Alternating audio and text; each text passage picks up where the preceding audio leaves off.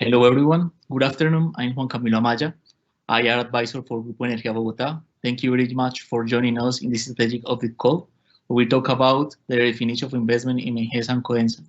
This is an important step forward for the development of our strategy in sustainable energy and end user services.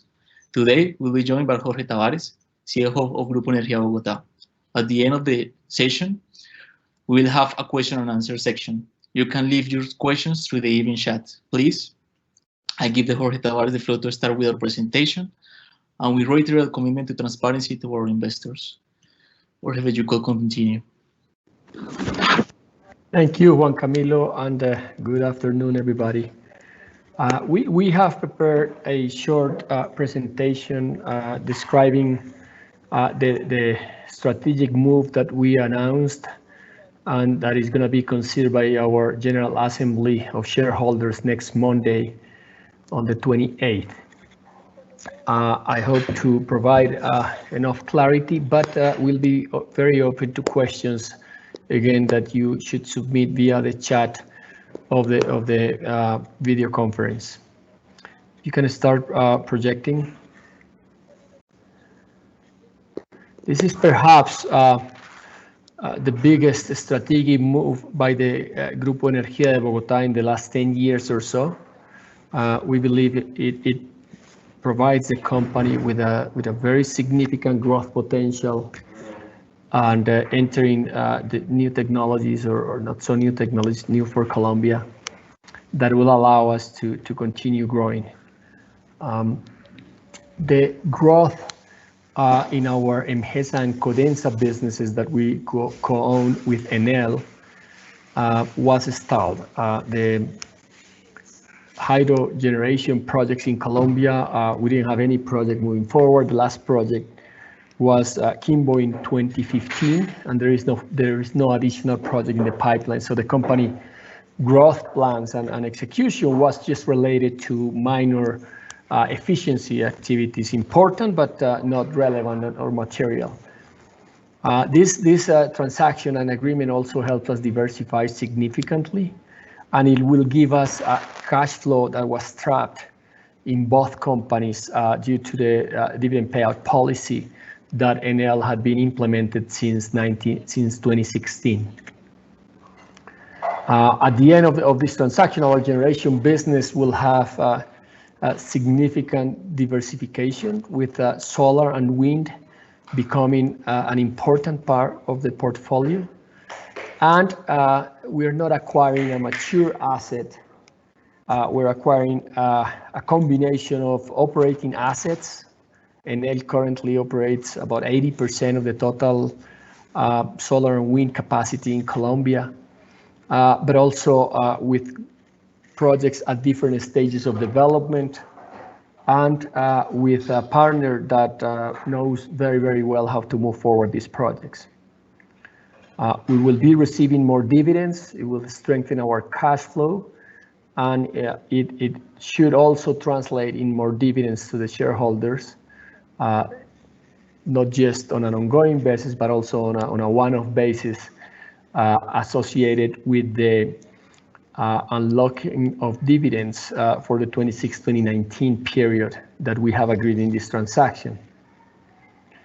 Not just the generation business will grow, the distribution business and other businesses related, associated with new technologies, new business models, and in general, the activities that deepen this relationship between the client and the utility provider. So we're moving beyond just a single way of providing services to clients through electricity distribution, to a much more encompassing relationship in which we support their own generation in their facilities, distributed generation, manage efficiency for the client, and in the possibility of us investing and having and providing a service also that recoups investments and not just provide electrons. So we think that's the new way.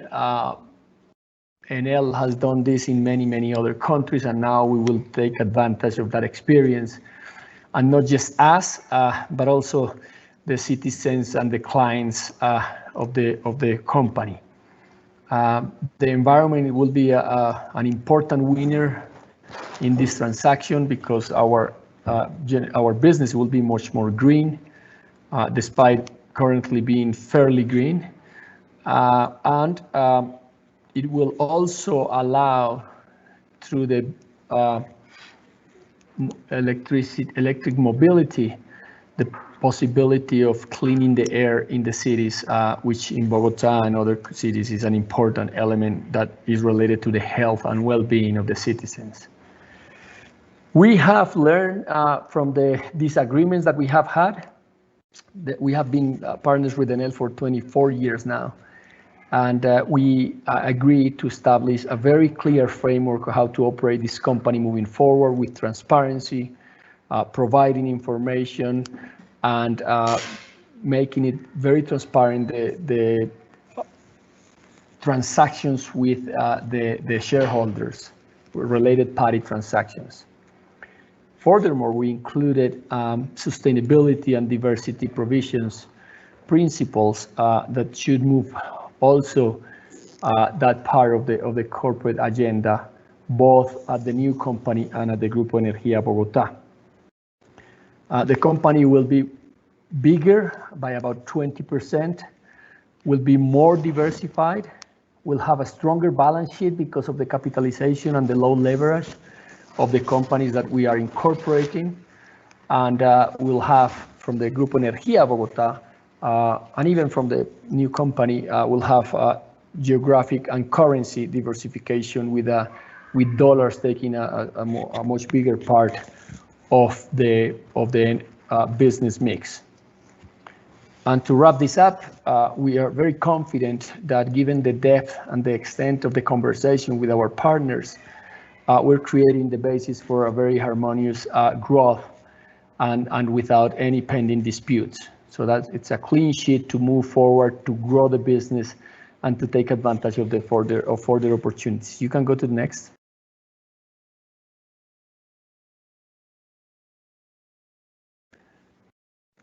This transaction is fully aligned with our corporate strategy.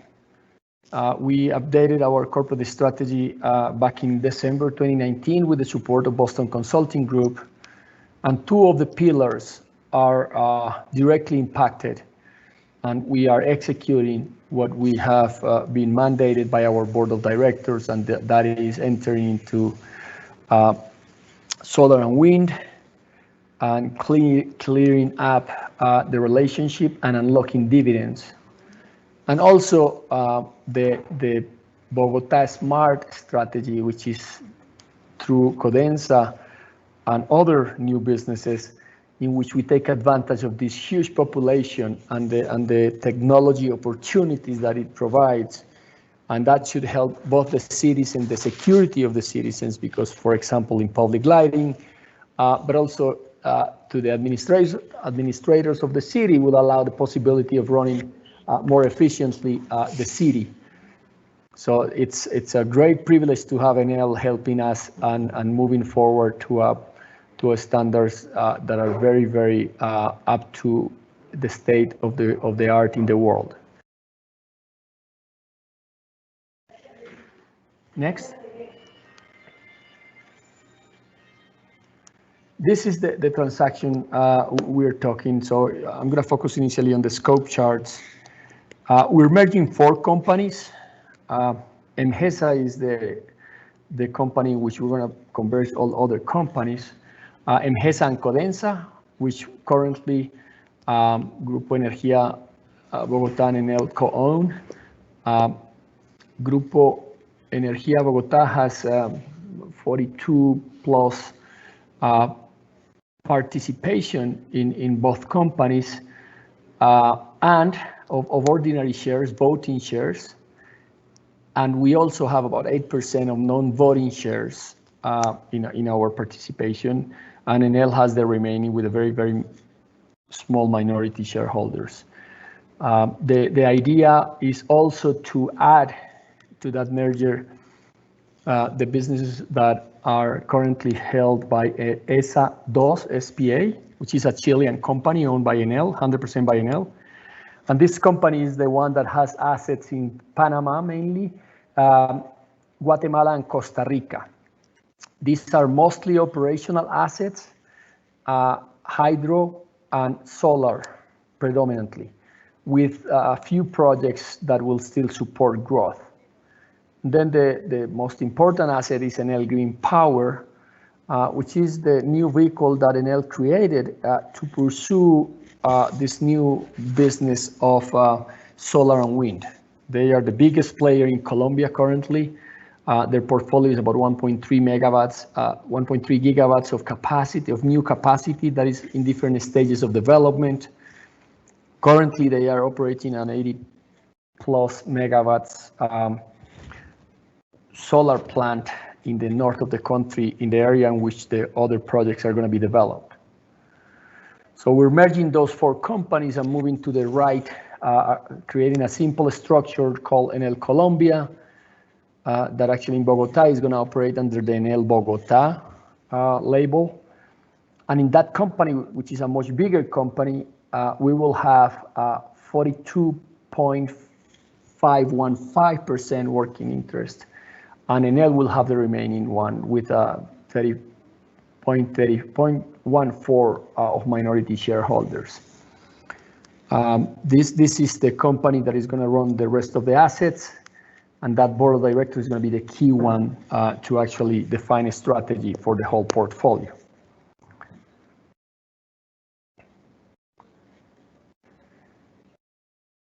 Then go to the next one. Yes. So in terms of valuation and the financial side, you can see here a range of valuation. I'll say that we'll suggest to take these numbers with a relative value consideration in mind. As INGLÉS and Codensa, we both are contributing to this new company, and our working interest or our shareholding percentage just varies 3%. So whatever value we put in INGLÉS and Codensa just creates a movement of about 3% from one party to the other. In that case, we kind of are sellers of that 3%, and Enel is the buyer. For the other assets, though, Enel puts those assets at 100%. So we are, in some sense, acquiring those assets. Enel Green Power Colombia, we're putting here the range of value. I have to say that the most significant portion of that value, 685,766, is associated with a new capital infusion. So the company is going to receive about, in present value, about $565 million from Enel, which is actually the money that's going to be used to develop the projects. So the actual paid value, because the rest of it is cash value, it's in the range of $150 million. And it's very important to understand that most of that is already invested. So we're not paying a premium for this portfolio of projects, again, that are in different stages of development. Some are already operating, some will start next year, and some will start in 2022. So we probably are, on average, more than 3 years of project progression in that portfolio of 1.3 gigawatts that I just mentioned.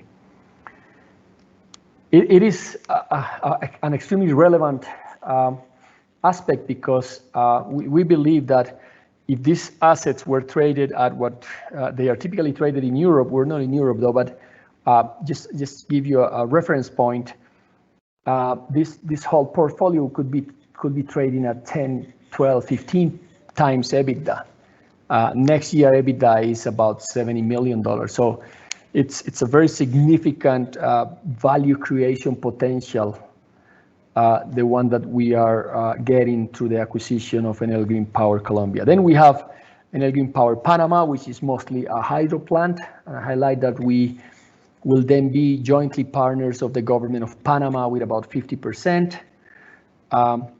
Then Enel Green Power Guatemala, and then in the Costa Rica, which is a fairly small fraction of the value. There is a legal dispute now, which is a few years old, in which Enel has actually won in early stages of the legal system. And if that ends up being confirmed, the company should receive more than $120 million in that legal case, which is a kind of a equalization of value demand with the government of Costa Rica. So we did not pay for that. And if that ends up being a positive outcome, then we'll get that additional benefit. And then the new shareholding structure is clean in terms of only having voting shares. So we're getting some value for the preferred shares, which is basically associated with that preferred value that we will be getting.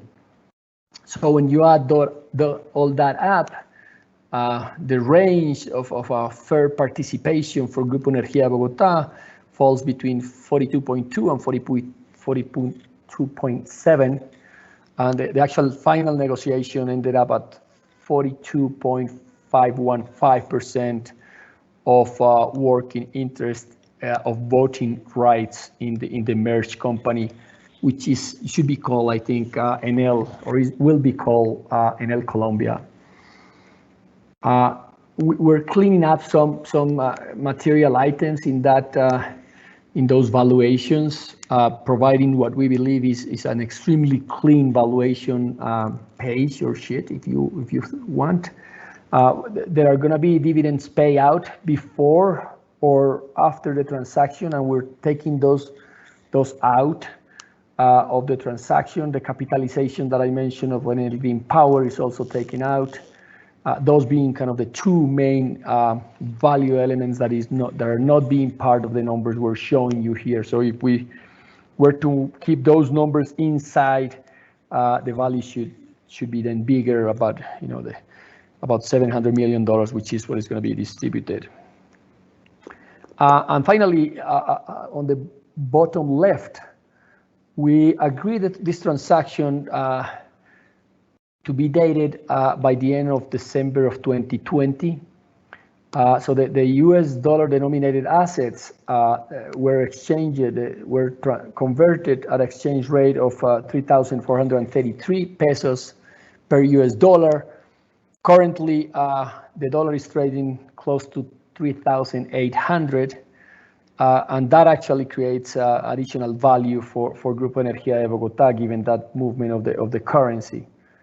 If we were to translate that into participation, the number will then be moved much closer to 43%. The agreement puts it at 42.5, but then in terms of value, that's kind of what it'll be equivalent to.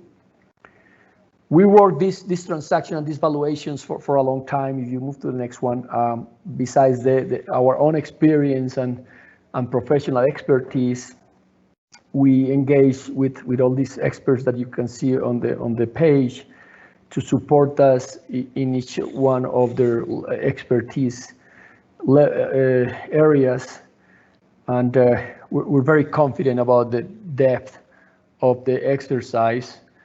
And of course, when you think about such a big merger like this one, we're contributing the main assets. So we knew the most important risks already, and we're part of the GEB risk, business risk. So that kind of facilitated to some extent this combination of assets. Next. These are a few highlights from the company, from the merged company. So we will have about the merged company, if we were to do a 2021 kind of pro forma based on budget, it will be 12% bigger in terms of EBITDA and 8% bigger in terms of revenues. And when we project to 2025, we'll be looking at an EBITDA growing about 23% to 5.1 trillion Colombian pesos, which is the key strategic element of this transaction, is the growth potential. And you see how the numbers for a company as big as this one growing at 22% is really demonstrating that we're entering into that growth possibility. You see how the generation capacity increases over time from the 3,500 currently, mostly hydro, to a 5.5 gigawatts of capacity, with almost a giga coming from solar power and half a giga coming from wind power. So that's exactly the strategy we were looking for. And furthermore, it reduces our risk significantly, because currently we are exposed to the hydrology and climate change risk. Currently, there has not been a Niño phenomena in Colombia for the last 6 years, but history tells that it should present here in the next 1 or 2 years. And although at that point we're not going to have the full solar and wind capacity at play, we will have some hydro capacity from Central America, and the hydrology in Central America does not move in sync with the Andes hydrology and climate impact, the El Niño impact. So that should help us diversify our generation and lower the risk, definitely. We have agreed a very clear dividend policy, one that actually reflects the leverage of the company. So the lower the leverage, the higher the dividend payout.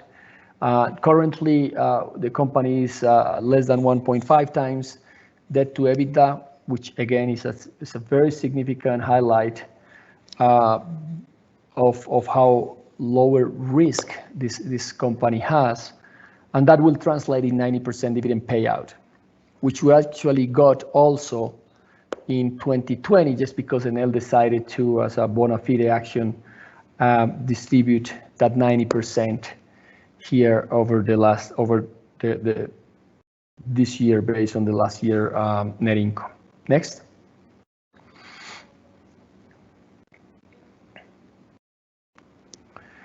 We have agreed conditions of how to jointly manage this company, both from the business perspective, but also from the political rights perspective, and how do we enforce our possibilities in the company. So it's to some extent it's a repetition of what I said before, but given that it's part of this new shareholder agreement, we decided to provide you with the details.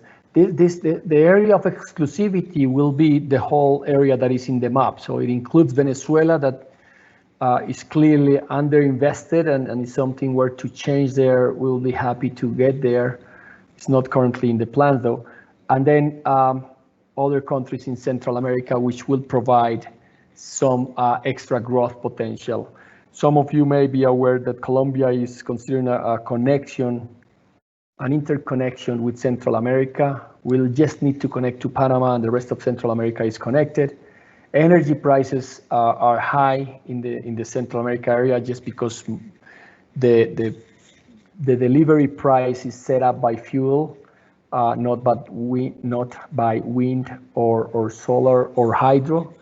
And that has two implications. First one is that actually the plants that are going to be incorporated from Central America are almost guaranteed to be delivered in the delivery system of each one of the countries. But also they have better margins than the hydro margins in Colombia, because of the energy matrix in that area of the continent. Go to the next one. And then we agreed to a very clean, state-of-the-art governance framework. Basically, we identified what caused us problems in the past, and we agree terms that will allow us to operate and navigate those situations with a very clear framework. Of course, Enel has had the control of the company since 1997 and will maintain the control. But we managed to have some special events under which the GEV vote is required. The independent members of the board where have a very strict framework and standards. One party nominates the independent member and the other party needs to agree with the independence. And if we don't agree to that, then it will pass to a headhunter for them to hire somebody within the guidelines of what are the capabilities and the qualities of that individual. We do have the ability now to carry audits. We did not have those in the past, and so we can do three audits during the year. And one of the issues that caused pain and disagreements over the last few years was the operations with related parties, and now that's not part of a conflict because it's very clearly articulated. It has to be approved by the board of directors, and the guidelines of what is or not approved are very clearly stated now. Next. These are kind of the very high level milestones that should happen. As I said, we have been negotiating this transaction now for about a year. Our board of directors approved the presentation to our shareholders assembly meeting on next Monday, and that's where GEB is gonna approve our votes in the INGLÉS and CODENSA shareholders meeting that will be a month later.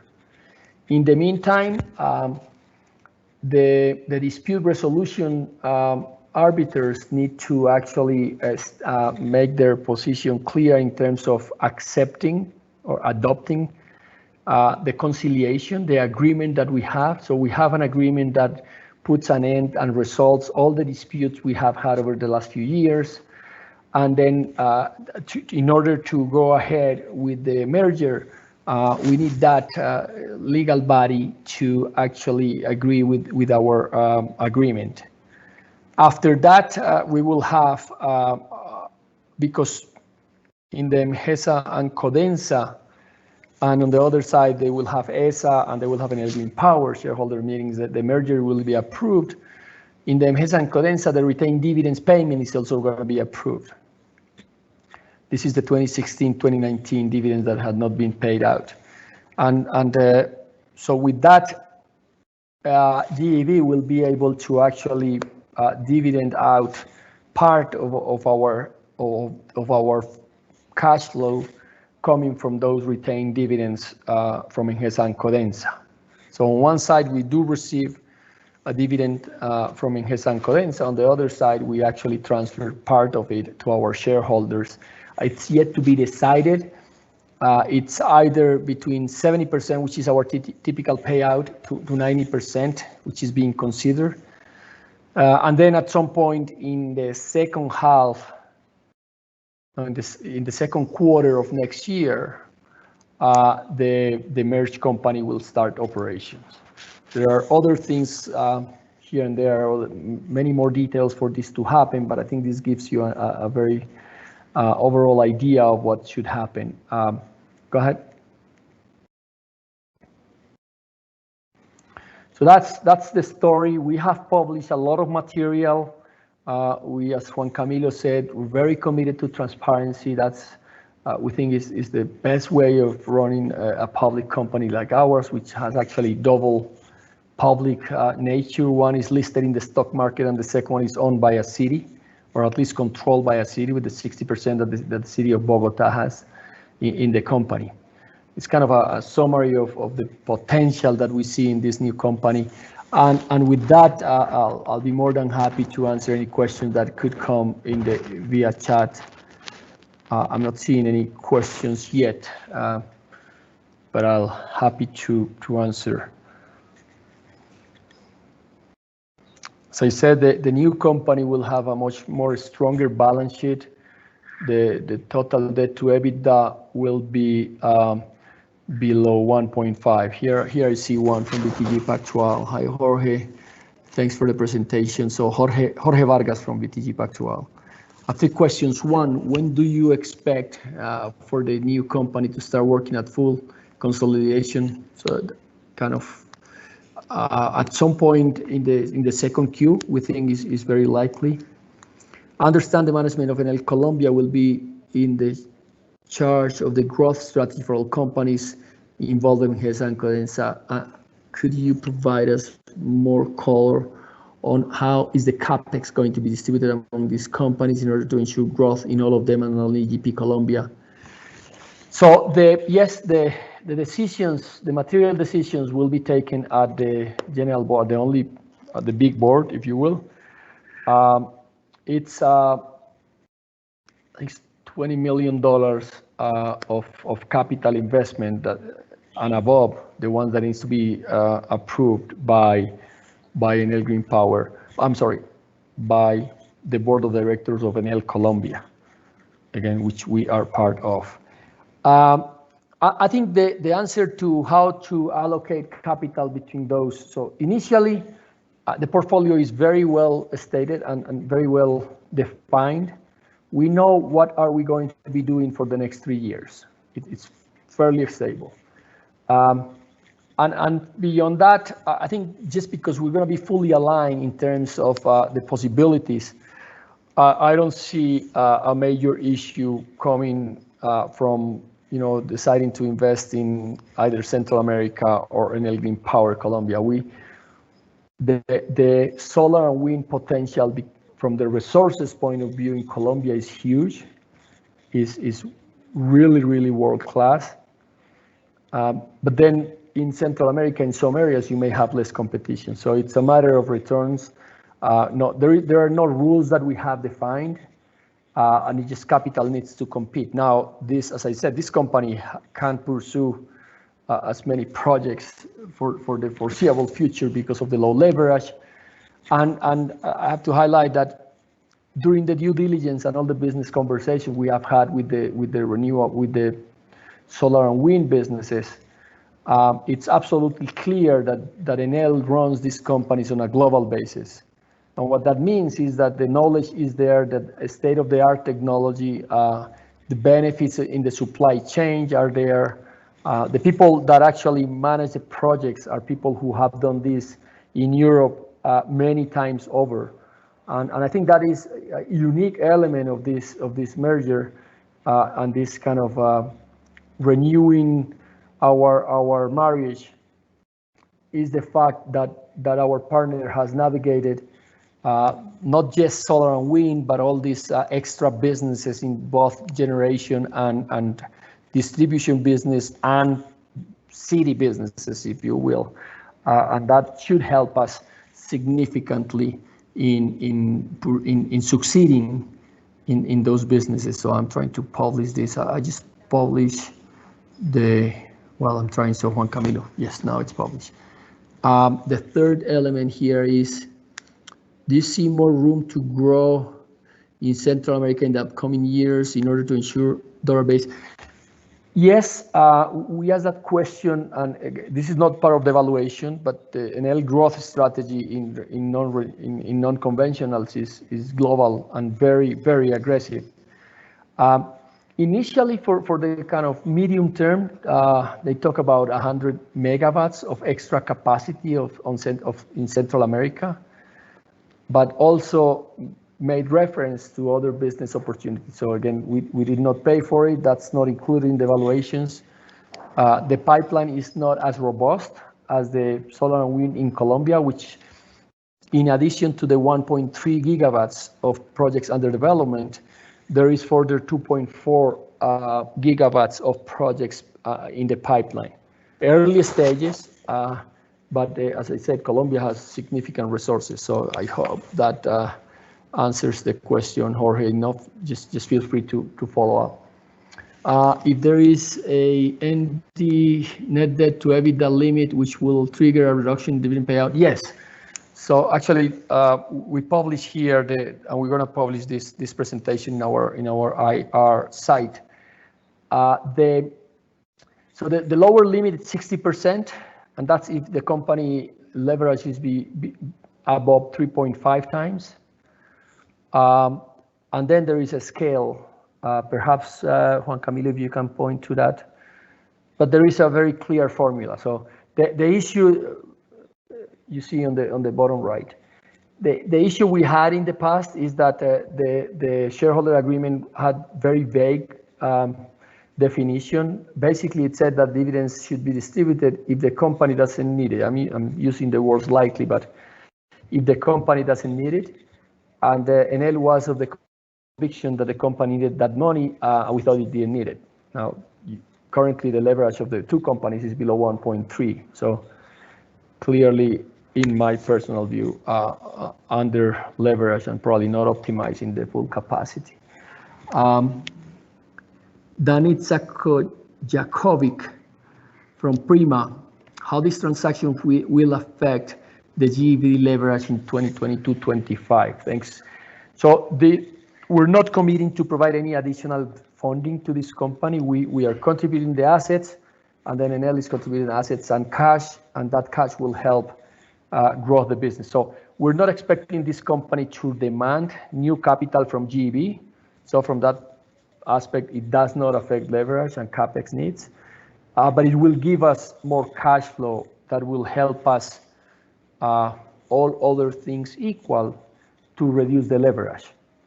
I think that the perhaps wider way of answering the question, Danica, is our leverage is basically dictated by our ability to do acquisitions. We're positive cash flow, mature businesses providing good revenue stream and good dividend stream. 2019, 2020, on average, we acquired assets for about $300 million. And even with that, our current net debt to EBITDA is 3.2 times, which I personally think is low for the type of businesses we are in.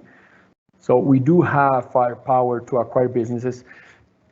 We are pursuing opportunities with a very clear view of having a very strong discipline and just not pursuing growth for the sake of growth and making sure that we are able to create value.